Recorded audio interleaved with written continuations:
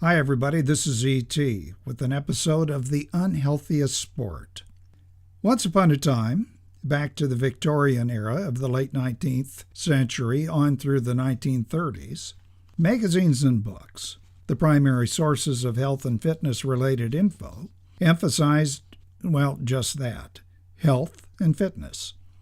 The goal was to be able to function, to be well, and strong enough to do things. Yeah, you'd get a pleasing physique as a side benefit.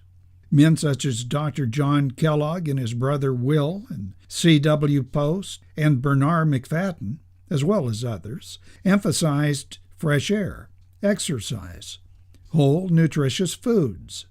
This at a time when Americans were leaving the farm and moving to the cities. And new manufacturing techniques were stripping critical nutrients from foods.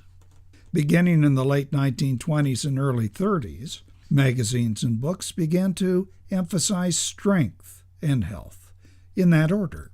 In fact, Bob Hoffman, an Olympic weightlifting coach, would in 1932 begin publishing a magazine of that name, Strength and Health, emphasizing body power and, to a lesser extent, overall fitness.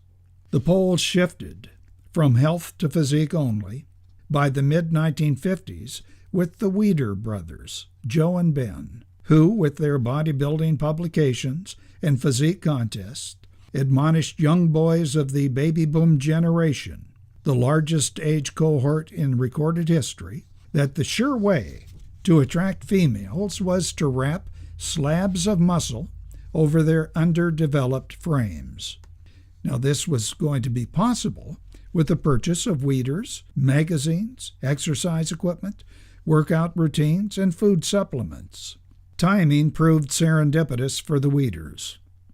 For example, the first wave of baby boomers graduated high school in the early 1960s when Dianabol appeared, the first openly marketed anabolic steroid, developed by Dr. Ziegler for SIBA and first tested on one of Bob Hoffman's weightlifters. Dianabol soon was available and legal to athletes and bodybuilders.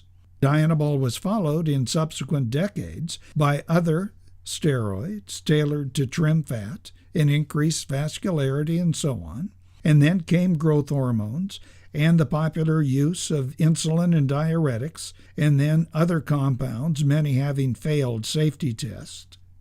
One might assume that chemically enhanced bodies would have hurt the so-called fitness industry, but they didn't. Neither Weider nor Hoffman gave much press to steroids. They focused instead on their own products, which they emphasized was the big factor in the new strength records and blown-up physiques. Hoffman, for a while, attributed all the success to isometrics and something he called Energol, which was a blend of wheat and rice germ oil. To the extent that steroids were mentioned at all, it was to de-emphasize their efficacy.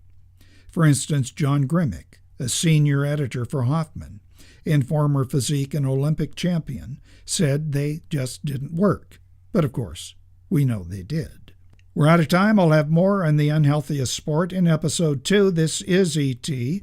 Like this episode or don't, but do subscribe.